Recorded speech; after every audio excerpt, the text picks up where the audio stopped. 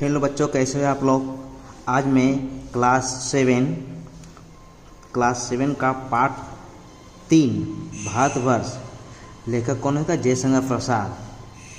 पाठ के कविता का प्रश्न उत्तर कराने जा रहा हूँ। ठीक है, ये जो कविता है उसी का आज मैं प्रश्न उत्तर कराने जा रहा हूँ।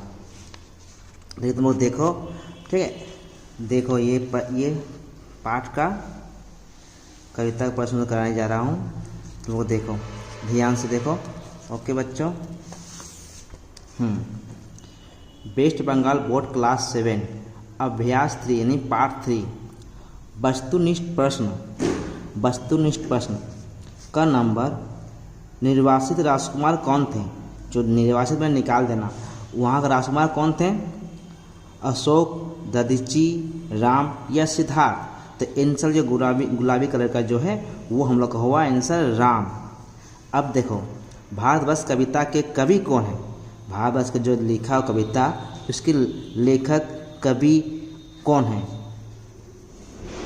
देखो, Ramdhari Dinkar, 2 number Ram Naresh Tripathi, 3 number Jaishankar Prasad, 4 number Suryakant Tripathi Nirala, 3 number क्या है?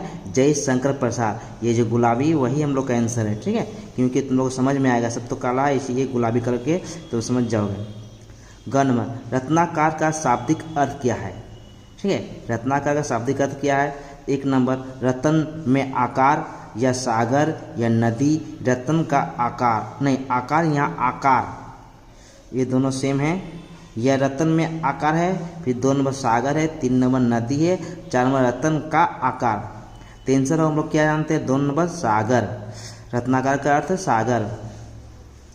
अब देखो, दधीची कौन थे? एक राजा था, एक बौद्ध भिक्षुक था, एक ऋषि था या एक भिखारी था? तो उत्तर क्या दिया हम लोग को? देखो यहाँ पर एक ऋषि था। ठीक है, अब देखो, चले आओ उत्तरी लघु प्रश्न, लघुत्तरी प्रश्न। ठीक, अब देखो, कर्म दधीची ने क्या दान किया तथा क्यों किया? उत्तर में है दधीची ऋषि ने अपने अस्तित्व को त्याग कर अपनी हड्डियों का उपयोग कर इंद्र ने वज्र का निर्माण कर वृत्तासुर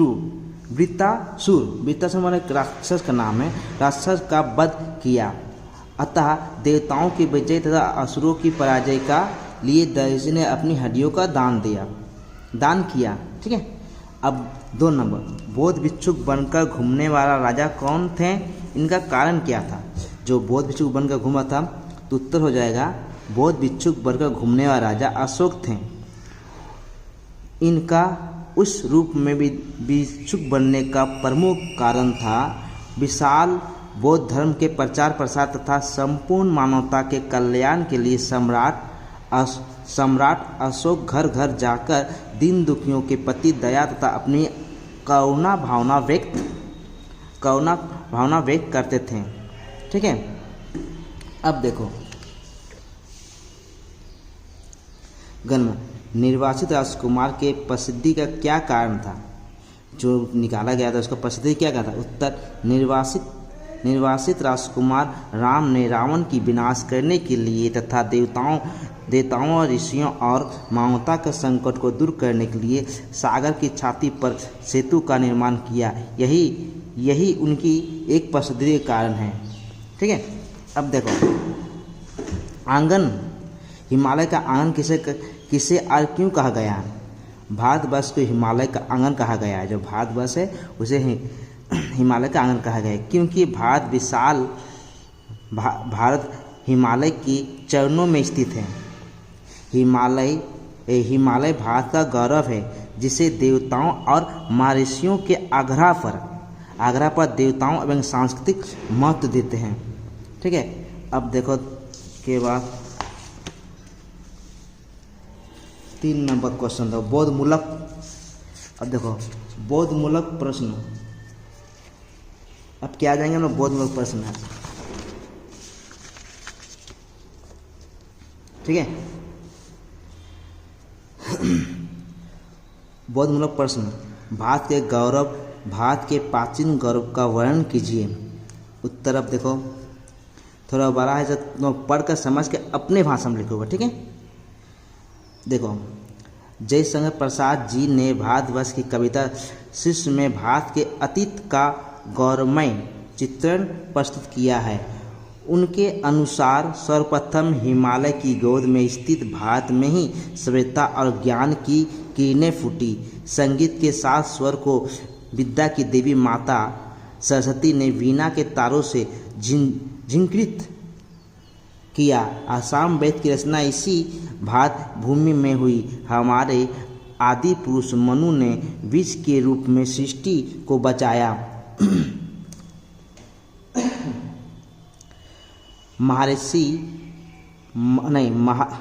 महर्षि दयती का अस्थि दान हमारे जातीयता के विकास एवं का एक उदाहरण है।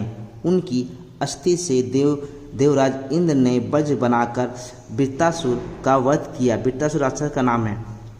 इस प्रकार देव संस्कृति की रक्षा हुई और निर्वासित होते हुए भी राम ने राक्षसी संस्कृति के विनाश तथा रावण को पराजित करने के लिए हेतु समुद्र पर सेतु का निर्माण कर दिया। भगवान बुद्ध और महावीर ने धर्म के नाम पर हो रही नर बलि तथा पशु बलि को समाप्त कर विश्व में शांति और अहिंसा का संदेश दिया। भारतीय वीरों ने लोहे की विजय के स्थान पर धर्म और प्रेम की विजय को पूरे विश्व में प्रचारित किया।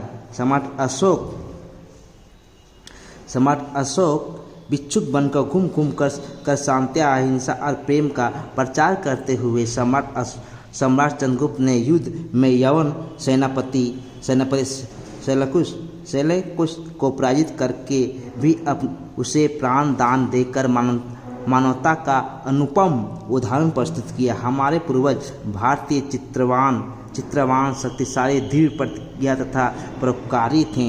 वे शक्तिशाली संपन्न होकर भी विनम्रता थे।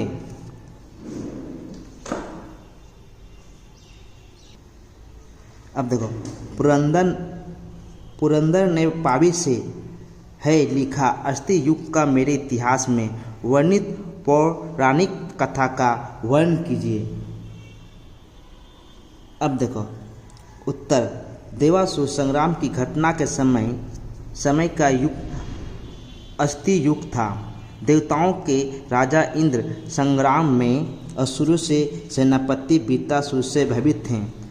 ब्राह्मणों के निर्देश से वे महर्षि दधीचि से अस्थि दान की मांग की। दधीचि ने देवतत्व की रक्षा के लिए अपनी सहर्ष इंद्र का प्रस्ताव को स्वीकार कर प्राण त्याग कर अपनी अस्थियों का दान के रूप में दे दी। इंद्र ने इसकी अस्थि से वज्र का निर्माण कर राक्षस राजा वृत्तासुर का अहंकार संहार किया। दधीचि का यह अस्तित्व त्याग भारतीय जाति के त्याग का एक अनुपम उदाहरण है। अब देखो, जो हम लोग कविता पर इसका सारांश मूल भाव का कविता में क्या कहना चाहता उसको यहाँ लिखा गया है। बहुत बड़ा है, इतना हम लिखे हैं, तुम लोग देख लोगे। इसी को लिख कर समझ के लिख दोगे तो नंबर आ जाएगा। देखो, भारतवर्ष कविता का मूल सार अपने शब्दों में लिखिए, मैंने पढ़कर अपने शब्दों में लिखना। उत्तर, जयशंकर प्रसाद जी ने प्रस्तुत कविता भारतवर्ष में भारत के अतीत का गौरव, भारतीयों की जातियों एवं उसकी चरित्र विशेषताओं का वर्णन किया है। सर्वप्रथम उषा ने हिमालय की गोद पर स्थित भारत को ही अपनी स्वर्णिम किरणों का उपहार दिया।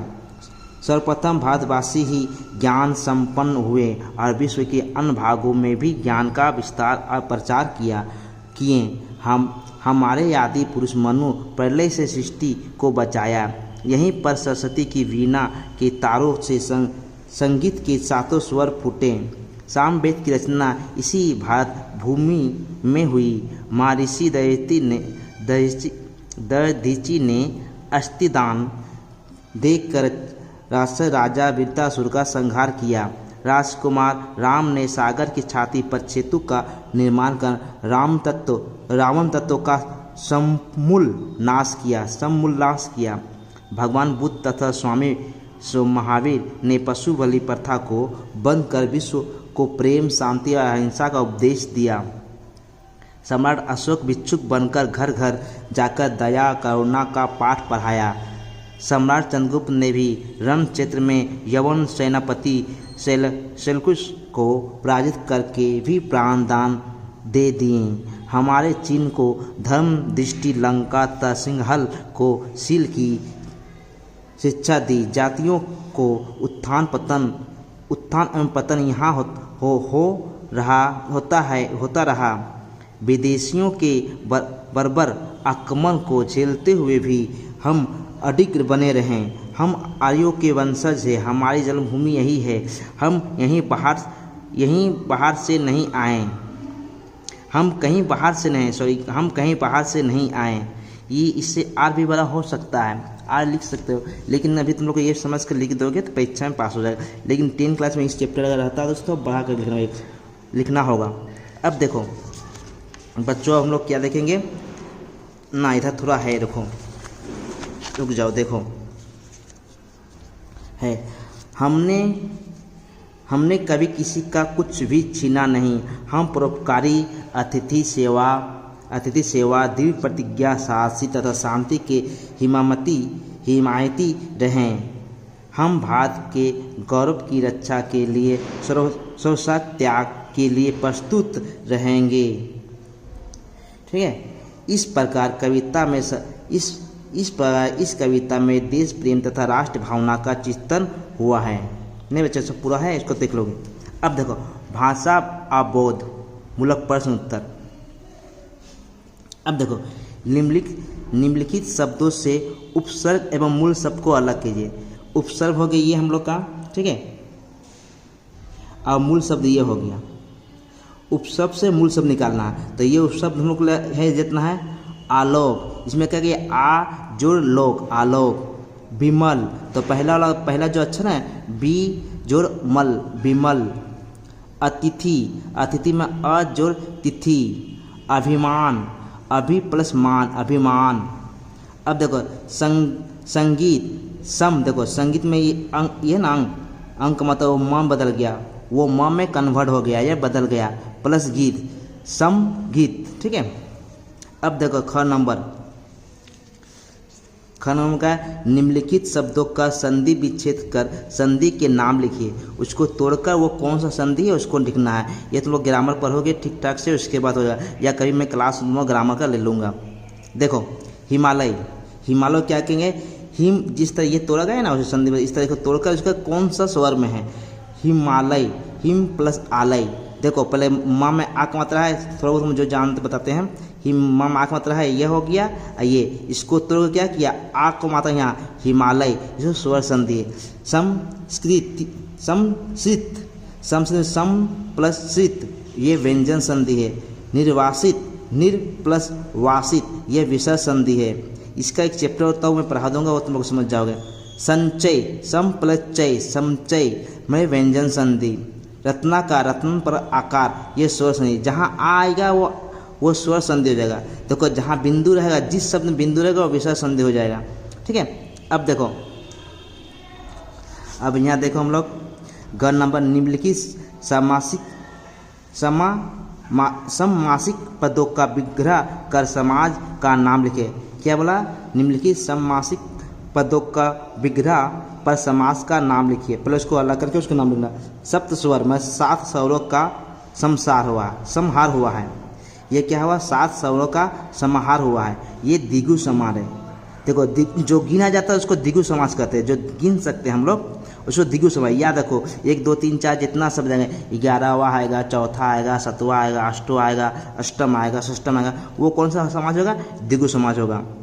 अब देखो उत्स्थान, देखो जो उल्टा हो, उत्थान पतन, जो उन्नति होता है और अवनति होता है, जिसमें देश का रहेगा वो रहेगा, वो कौन सा, द्वंद्व समाज रहेगा। कौन समाज रहेगा, द्वंद्व। देखो इसमें अ लग जाएगा, और उत्थान पतन, देखो यहाँ उत्थान और पतन, ये द्विंद समाज है। ठीक है, ये समाज है। अब देखो इसी तरह जहाँ पर रहेगा तुम कुछ करोगे, शांति संदेश, शांति का संदेश कौन चीज़, देखो यहाँ भी है शांति का संदेश। अब तत्पुरुष समाज, कौन समाज है, तत्पुरुष। हो सकता तुम उसको ब्रैकेट में बंद कर दो, अच्छा रहेगा समझने में। तत्पुरुष समाज, दिग्गु समाज। अब देखो अस्थि युग, अस्थि का युग, यह भी क्या है, तत्पुरुष समाज। कौन समाज है, तत्पुरुष समाज। अब पाठ से इत, ता, ओ, यो, ई, आ प्रत्यक्षों से बने शब्दों को चुनकर लिखें। यानी जो पाठ में कविता में पढ़े हैं, किसे किसे इत होगा, ता होगा, यो होगा, ई होगा, आ होगा। प्रत्यक्ष माने पीछे लगना, उपसर्ग माने आगे। अब देखो उपसर्ग माने क्या होता है, उपसर्ग माने आगे की ओर लगना। देखो आगे की ओर लगा हुआ है। अब यहाँ प्रत्ययों को माने पीछे की तरफ लगना, प्रत्ययों को माने पीछे से लगा हुआ। अब देखो इत, इत देखो निर्वासित, देखो ये नहीं पर सित, देखो ये छोटी की मात्रा ता है इत। देखो जातीयता, देखो ता लास्ट में आ रहा, नर्मता, ठीक है, ये होता है देखो यहाँ पर। अब देखो जातियों, देखो यो है, यहाँ भी यो है, ये पीछे की तरफ लगना है। आइए देखो ई है, हमी, वही, आ देखो लिखा, इनमें आँख मात्रा है, खा में आँख मात्रा है। देखो ये बड़ी की मात्रा है, माँ में बड़ी की मी होगा, व में हा में बड़ी ही होगा। अब देखो डन नंबर, निम्नलिखित शब्दों के अर्थ लिखकर वाक्य में प्रयोग करो। जितना शब्द दिया गया है उसको वाक्य पहले बनाकर उसका अर्थ क्या होगा, अर्थ लिखकर वाक्य बना देना है। अब देखो पुरंदर, पुरंदर का अर्थ होता है इंद्र। अब इसको शब्दार्थ क्या बनेगा, हाँ शब्दार्थ क्या बनेगा, पुरंदर ने वर्ष से वृत्तासुर राक्षस का वध किया। ये तुम लोग चैप्टर में पढ़ चुके हो, ये क्वेश्चन में पढ़ चुके हो। रत्नाकर, रत्नाकर में क्या होता है, समुद्र होता है। राम ने रावण का वध करने